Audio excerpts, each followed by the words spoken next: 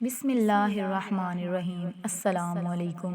اس وظیفے کی سرکار دو عالم صلی اللہ علیہ وسلم نے قسم اٹھائی ہے، پہاڑ جتنی مشکلات پل بھر میں ریزہ ریزہ ہو جائیں گی انشاءاللہ۔ حضرت عبداللہ بن مسعود رضی اللہ عنہ سے روایت کیا ہے کہ ان کا گزر ایک ایسے بیمار سے ہوا جو سخت امراض میں مبتلا تھا۔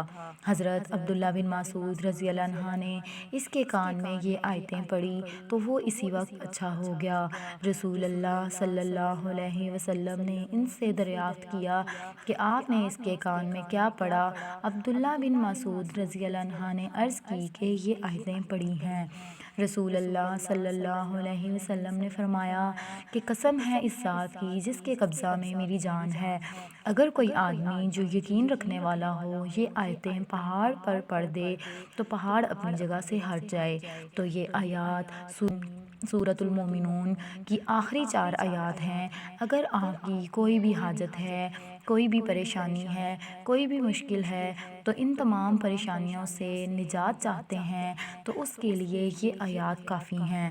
ان آیات کو روزانہ 3 مرتبہ پڑھنے کا معمول بنا لیں، انشاءاللہ آپ کی پہاڑ جتنی مشکلات بھی ختم ہو جائیں گی۔